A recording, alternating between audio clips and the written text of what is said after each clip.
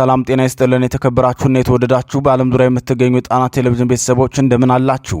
አክብሮታዊ ሰላምታችን በያላችሁበት የምድር ዳርቻው ሊድረሳችሁ እያልን የጥቅምት 3 ቀን 2018 ዓ.ም የጣና ቴሌቪዥን የረፋድ ዜናዎቻችንን ይዘንላችሁ ቀርበናል።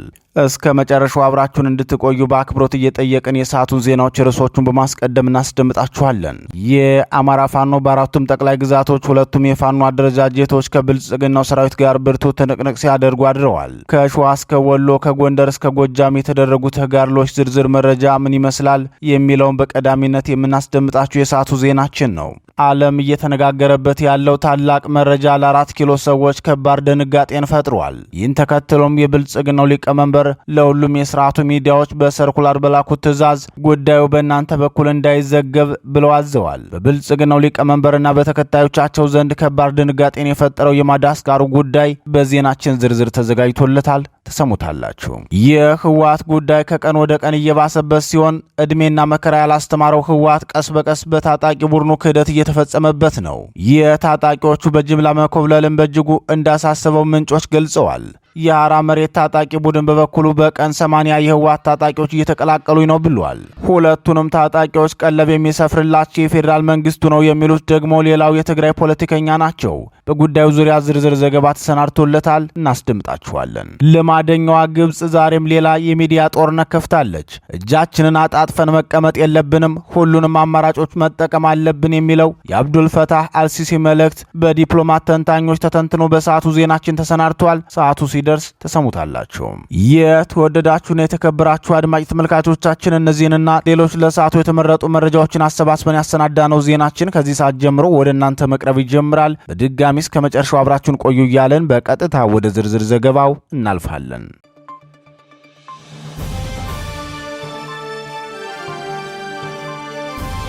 አዳሩን የተሰሙ የፋኖ ድሎች የአማራ ፋኖ በአራቱ መቅጣጫ ያደረጋቸው ተጋድሎች በርካታ ድሎች የተገኙበት እንደነበረ የጣና ቴሌቪዥን ምንጮች ገልጸዋል። በሸዋ ጠቅላይ ግዛት መራቤቴ አውራጃ የተጀመረው ውጊያም ዛሬ አዳሩን ቀጥሎ ፋኖ ድል የተቀዳጀበት እንደነበርም የደረሰን መረጃ አስታውቋል።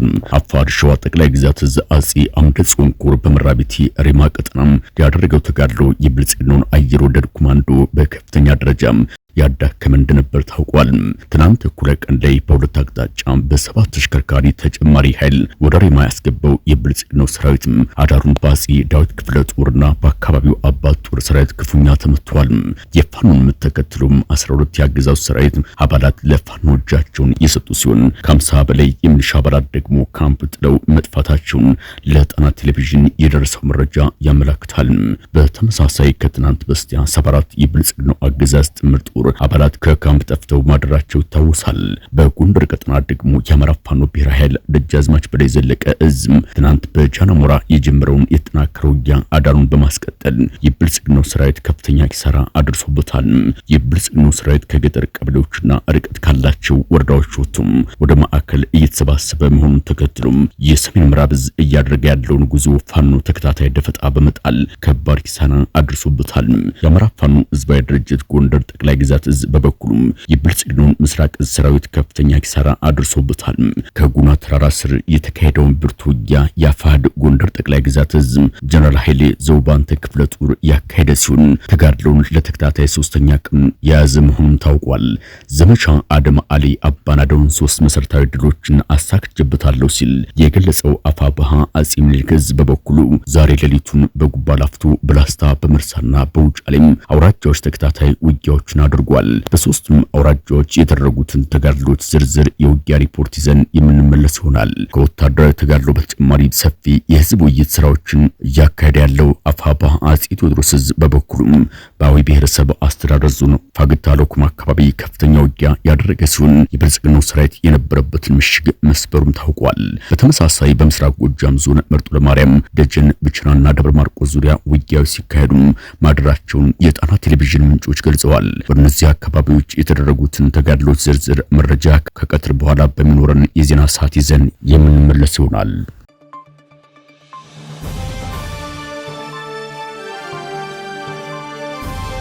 ጦሩ አፈሙዙ ወደ መንግስት አዞረም። የአፍሪካ አምባገነን መሪዎች በራሳቸው ሰራዊት ክህደት እየተፈጸመባቸው ሲሆን ሰራዊቱም ወገንተኝነቱን ወደ ህዝብ እየመለሰ ነው። ሰሞኑን የማዳጋስካር ፕሬዝዳንት የተነሳባቸውን ተቋም ለማፈን የላኩት ሰራዊት ውግንናችን ለህዝብ እንጂ ህዝብ ለጠለው መንግስት አይደለም በማለት ህዝባዊ አመጹን ተቀላቅለዋል። የማዳጋስካር ወታደሮች ህዝባዊ አመጹን በይፋ ተቀላቅለው ማይክና መፈክር በመያዝና ከፊት በመሰለፍም ህዝባዊ ወገንተኝነታቸውን አሳይተዋል። ወታደር ፖለቲከኞች የሚሰጡትን ትዕዛዝ ብቻ ከመፈጸም ባለፈም የህዝብና የአገሪቱ አማዶች ወኪል እንዲሆኑ ይጠበቃል።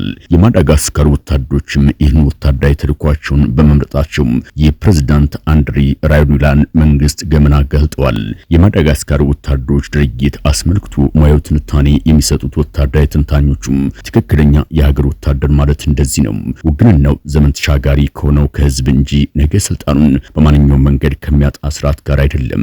ይህ የማዳጋስካር ወታደሮች ድርጊት ለሌላው የአፍሪካ ወንድሞቻቸውም ጥሩ ትምህርት የሚሆን ነው ብለዋል። እንደ አውሮፓን አቆጣጠር በ1974 ከባለጸጋ ቤተሰብ የተወለዱትም ፕሬዝዳንት አንድሪ ራዮሊና የአፍሪካን ትልቋን ደሴት ማዳጋስካርን መምራት ከጀመሩ ገና ሁለተኛ ዓመታቸው ቢሆንም የተነሳባቸው ተቋሙ በርክቶባቸዋል። የ51 ዓመቱ ጎልማሳ የተነሳባቸውን ህዝባዊ ተቋሙ ሰምተው ምላሽ ከመስጠት ይልቅም ወታደራዊ መፈንቅለ መንግስት ሊደረግብኝ ነው ይህን የሚያስቡ የሰራዊት አባላትም ከድርጊታቸው እንዲታቀቡ አሳስባለሁ ብለው ተናግረው ነበር። ሆኖም የተነሳው ተቋሙ የወታደራዊ መፈንቅለ መንግስት ሳይሆን ህዝባዊ እምቢተኝነት በመሆኑ የፕሬዝዳንቱ ማሳሰቢያም ሰሚ ሊያገኝ አልቻለም። የሀገሪቱ ወታደሮች የወሰዱትን ቁርጠኝነት የተሞላበት የህዝብ ወገንተኝነት ተግባር የተለያዩ ዓለም አቀፍ ሚዲያዎችም ዘግበዋል።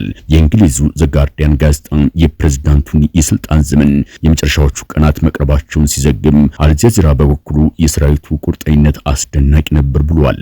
ይህንን የማዳጋስካር ወታደሮች ድርጊት አብዛኞቹም የአፍሪካ መንግስታት በሀገራቸው እንዳይተላለፍ የከለከሉ ሲሆን በተለይም በኢትዮጵያ ዜናው እንዳይዘገብ ጥብቅ መመሪያ ለመንግስት ሚዲያዎች እንደተላለፈላቸው ምንጮቻችን ገልጸዋል። የብልጽግናው ሊቀመንበር ስልጣን በወጡ የመጀመሪያዎቹ ወራት ከፈጸሟቸው ድርጊቶች መካከል የሰራዊት አመራር ምደባን መቃየር ሲሆን የሚፈልጉትን ምደባ ካጠናቀቁ በኋላም በኢትዮጵያ የመፈንቅለ መንግስት ሐሳብ አይኖርም የሚል አስተያየት ሰጥተው ነበር። በጥንቃቄ መርጠው የመደቡት የሰራዊታቸው አመራር ምደባም በአሁኑ ሰዓት የብልጽግናው ሊቀመንበር የስልጣን ዋስትና ከመሆን ያለፈም አገራዊ ተልዕኮን የሚቆጣ ሰራዊት እንዳይፈጠር አድርጓል። ለዚህም ነው የአገሪቱን ከፍተኛ በጀት የሚመድብለት የብልጽግናው ሰራዊት አገራዊ ተልዕኮችን በብቃት ከመወጣት ይልቅም በብልጽግናው አገዛዝ ላይ የተነሱ ህዝባዊ ተቋሞችን ለማፈን ተልዕኮ እየፈጸመ የሚገኘው። የብልጽግናው ሊቀመንበርም የማዳጋስካርን ወታደሮች ድርጊት በስጋት የተመለከቱና በሚዲያም እንዳይተላለፍ ያደረጉት ተመሳሳይ ተሞክሮም ወደ ኢትዮጵያ እንዳይገባ ካላቸው ስጋት የተነሳ መሆኑን የፖለቲካ ተንታኞቹም ይናገራሉ።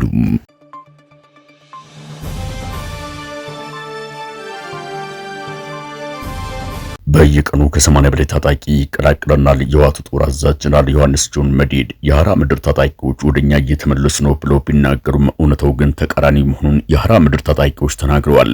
በየቀኑ በአማካይ ከ80 በላይ የዋት ታጣቂዎች ወደኛ ይቀላቀላሉ ሲሉ መናገራቸውን ምንጮቻችን ገልጸዋል። የአማራ ህዝብ ታሪካዊ ርስቶችን የመውረድ ፍላጎትን በግልጽ ያሳወቀውና ለዚህ እቅዱ መሳካትም በቂ የጦርነት ዝግጅት ያደረገው ህወሓት በቅርቡ የመጨረሻ ያለውን የጦርነት ዝግጅቱን በይፋ መግለጹ ይታወሳል።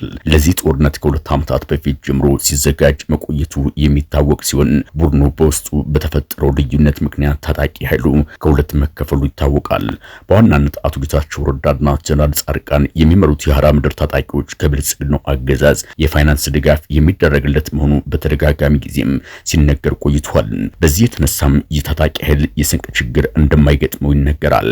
የቀድሞ የአቶ ጌታቸው አስተዳደር አማካሪና ህወሓትን ወክለው በፕሪቶሪያው የህወሓትና የብልጽግናን እርቅ ላይ ተሳታፊ የነበሩት አቶ አሰፋ አብርሃ ግን በዚህ አስተያየት አይስማሙም።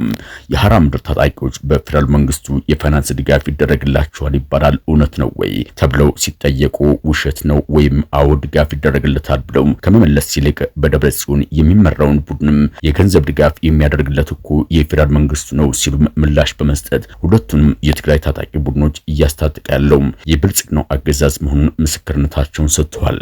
የእሳቸው የትግል አጋር የሆኑት ጀነራል ጻድቃን በበኩላቸው በሰራዊቱ ስም የሚገኘውን ገንዘብ የላይኛው አመራር ስለሚያባክነው ሰራዊቱ በከፍተኛ ደረጃ ችግር ላይ ነው ሲሉም ተናግረዋል።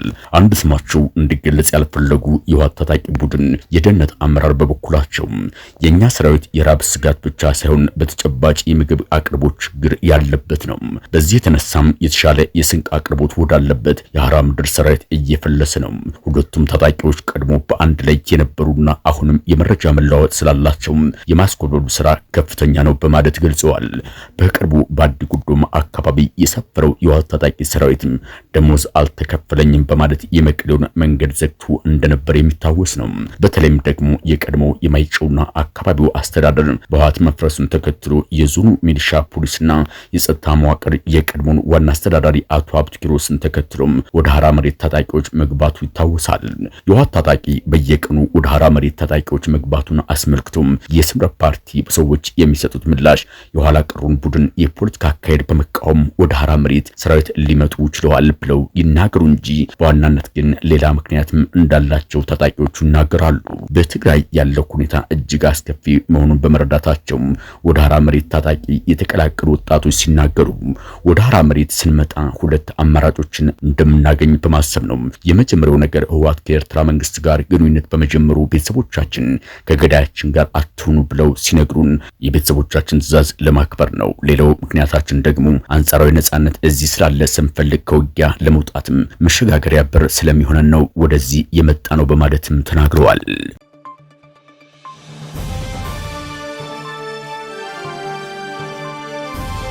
እጃችን አጣጥፈን አንቀመጥም። የግብፁ ፕሬዝዳንት አብዱል ፈታህ አልሲሲ ከዚህ በኋላ እጃችን አጣጥፈን የምንቀመጥበት ምክንያት የለም፣ የውሃ ጥቅማችን ለማስጠበቅ ሁሉንም አማራጭ እንጠቀማለን ሲሉ ተናግረዋል። ፕሬዝዳንቱ አክለውም የትኛውም ሀገር የልማት መብት ሊኖረው ይችላል፣ ነገር ግን ከልማቱ በላይ የሌሎችን ፍላጎትና ጥቅምም ማስጠበቅ ይኖርበታል ብለዋል።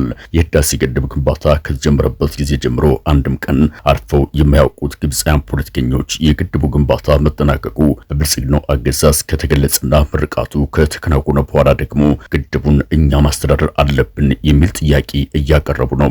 በቅርቡ ሱዳን ውስጥ ተከስቶ የነበረውን የጎርፍ አደጋ አስመልክቶ ባቀረቡት የተለመደ ክሳቸው የህዳሴ ግድብ የውሃ አለቃቀቅ የፈጠረው ውጤት ነው ማለታቸው ይታወሳል። ከጎርፉ መከሰት 3 ቀናት በኋላ ደግሞ ውሃ ባለመልቀቅ የታችኞቹን አገራት በውሃ እጥረት የመቅጣት ፍላጎት አላት በማለት በኢትዮጵያ ላይ ክስ ማሰማታቸውም አይዘነጋም። የግብፁ ፕሬዝዳንት አብዱል ፈታህ አልሲሲ ትናንት የውሃ ሳምንታትን ባከበሩበት ልዩ ዝግጅት ላይ ተገኝተው ኢትዮጵያን ኃላፊነት የማይሰማቸው ስለሆኑ ግድቡን ማስተዳደር ያለብን እኛንም ብለዋል። ፕሬዝዳንቱ አክለውም የውሃ ጥቅማችንን ለማስጠበቅ የትኛውም አማራጭ ለመጠቀም እንገደዳለን ሲሉም ተናግረዋል። ይህ አማራጭ ደግሞ ቀጥተኛ ጦርነትን ጨምሮ የውክልና ጦርነት ማካሄድን እንደሚያካትትም ወታደራዊ ተንታኞቹ ይናገራሉ። የግብፁ ፕሬዝዳንት ኢትዮጵያን ኃላፊነት ስለማይሰማቸው እኛ እናስተዳድረው ብለው መናገራቸውን አስመልክቶም አንድ የውሃ ዲፕሎማሲ ተመራማሪ ለጣና ቴሌቪዥን ሲናገሩ ግብፃውያን ፖለቲከኞች እስከ ዘመን ፍጻሜ ድረስ በዚህ ክስ የሚቀጥሉ ናቸው። አሁን ደግሞ ይዘውት የመጡት ክስ ኢትዮጵያን ኃላፊነት አይሰማቸውም የሚል ነው። በእርግጥ አሁን በኢትዮጵያ ያለው መንግስት በብዙ መንገድ ኃላፊነት የማይሰማው መሆኑ ለዚህ ንግግራቸው ግብዓት ሊሆናቸው ይችል ይሆናል። ሆኖም ግን በዚህ ደረጃ መላውን የሀገርን ሕዝብ መፈረጅ ለራሳቸውም ትዝብት ላይ የሚጥላቸው ነው ብለዋል። የውሃ ዲፕሎማሲ ተመራማሪው አክለውም በአገር ቤት የተካሄዱና አሁንም እየተካሄዱ ያሉ ጦርነቶች መፈጠር የማይገባቸው ከተፈጠሩም ደግሞ በቀላሉ ልትቆጣጠራቸው የሚገቡ ቢሆንም መንግስት እየሄደበት ያለው መንገድ እውነትም ኃላፊነት የማይሰማው ሊያስብለው ይችላል። በተደጋጋሚ ጊዜ ኤርትራና ህወሓት ከውጭ ኃይሎች ጋር ቅንጅት ፈጥረው የሀገር ውስጥ አማጽያን አስተባብረው ወጉኝ የሚል ክስ መንግስት ሲያቀርብ ይደመጣል።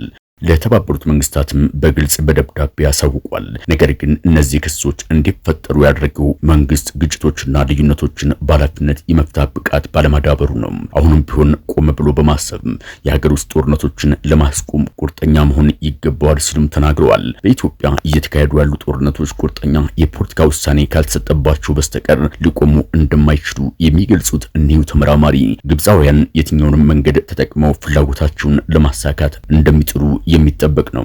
የኢትዮጵያ መንግስት ኃላፊነት የሚሰማው ከሆነም የስሙዳ ሽምግልናና የምክክር ኮሚሽን የሚለውን ነገር አቁሞም እውነተኛ የፖለቲካ ድርድር ማድረግ አለበትም። ይህን ካላደረገ ችግሮች ሊፈቱ ስለማይችሉ የአገር ውስጡ ቀውስም እየተባባሰ ከሄደም የግብጽ ፍላጎት እውን ሆነ ማለት ያ ነው።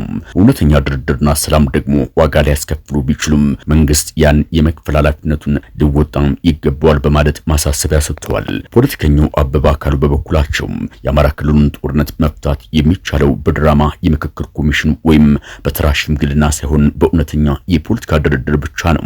ለዚህ ደግሞ የኢትዮጵያ መንግስት የአእምሮ ዝግጁነት ያለው አይደለም በማለትም ተናግረዋል።